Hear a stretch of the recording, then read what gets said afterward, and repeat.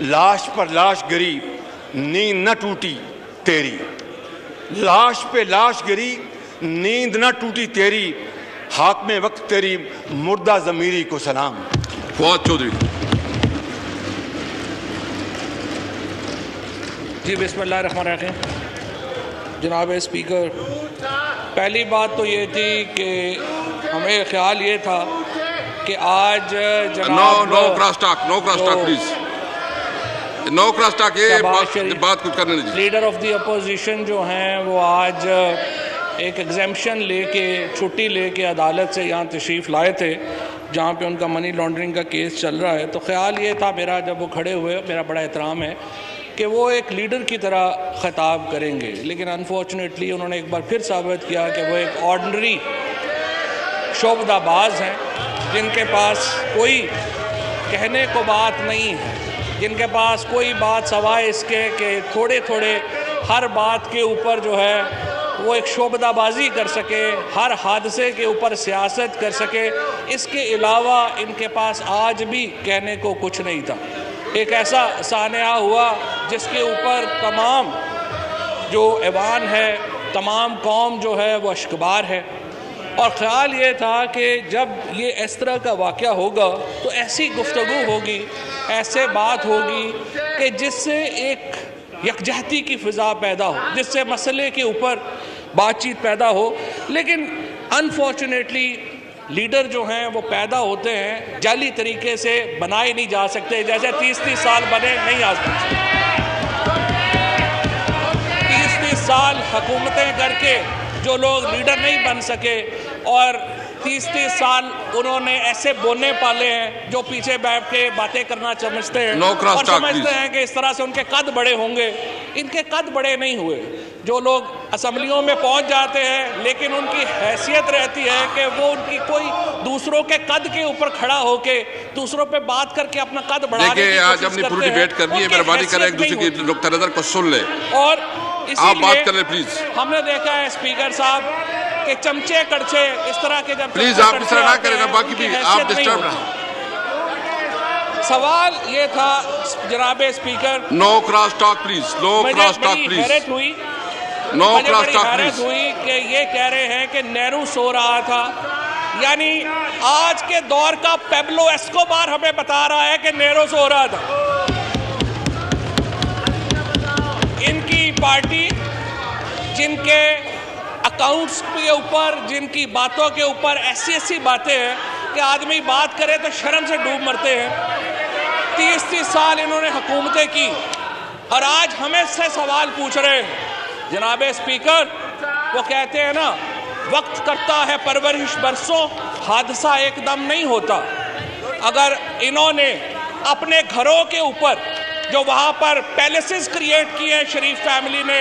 آج وہ places create نہ کیے ہوتے، آج انہوں نے مری کے اوپر، آج انہوں نے پنجاب کے اوپر اپنے وسائل خرچ کیے ہوتے، جناب اسپیکر، آج ہمیں یہ دن نہ دیکھنا پڑتا۔ لیکن یہ جو بونے ہیں جن کی حیثیت اور قد نہیں ہے بات کرنے کے، آج آ کر کے اس حکومت سے حساب مانگنا چاہتے ہیں جنہوں نے 3 سال میں 13 نئے ریزورٹس بنا دیے۔ ہم نے پاکستان کے اندر نئے شہروں کی بنیاد رکھی۔ وزیر اعظم عمران خان نے پاکستان میں آ کے پہلی بار یہ توجہ دلائی کہ ماحول کے اوپر بھی کوئی بات ہونی چاہیے۔ پاکستان کے وزیر اعظم نے پہلی بار آ کے یہ بات کرائی کہ ہمارے درخت ختم ہو رہے ہیں۔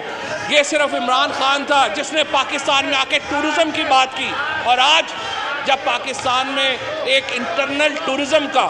ایک اندرونی سیاحت کا ایک انقلاب برپا ہو چکا ہے، تو آج ہمیں یہ سبق دے رہے ہیں کہ آپ کو کیا کرنا چاہیے تھا اور کیا نہیں کرنا چاہیے تھا۔ جناب اسپیکر،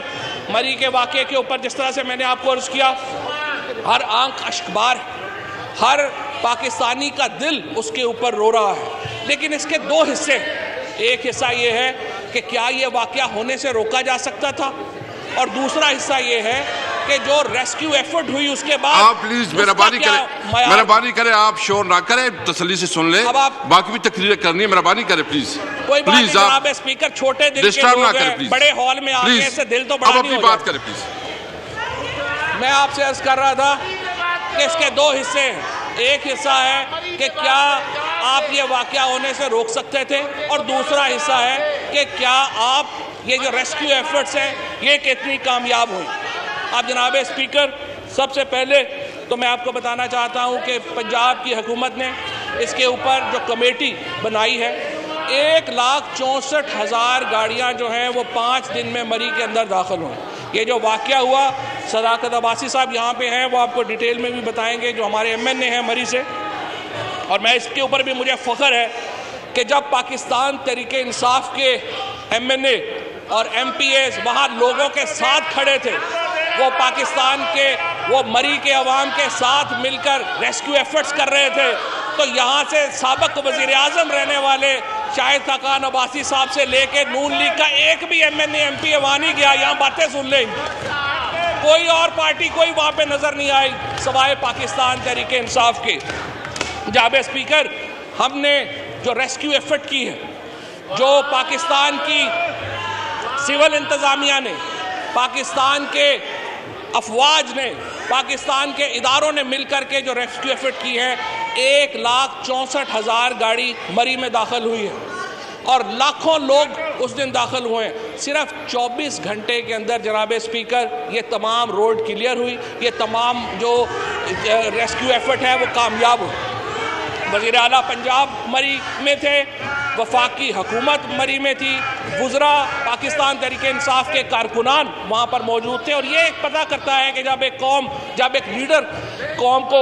لیڈ کر رہا ہوتا ہے تو وہ کس طرح سے کامیاب ریسکیو ایفرٹس جو ہیں وہ کرتا ہے۔ میں یاد نہیں کرانا چاہتا، دل خراش واقعات ہیں، میں یاد کرانا چاہتا ہوں لیڈر آف دی اپوزیشن کو کہ بدقسمتی سے، پنجاب کی بدقسمتی سے، جب وہ وزیر اعلیٰ تھے ہر روز ایک نیا حادثہ ہوتا تھا۔ 100 بچے چلڈرن ہاسپٹل میں آکسیجن نہ ہونے سے اپنی جان سے چلے گئے۔ آگ لگنا معمول کا واقعہ بن گیا تھا، بچوں کے ہاسپٹل میں آگ لگ گئی اور پنجاب حکومت منہ دیکھ رہی تھی۔ پرسوں ان کا انٹرویو کا ایک کلپ میں دیکھ رہا تھا، ماڈل ٹاؤن کا واقعہ ہو رہا تھا، فائرنگ ہو رہی تھی،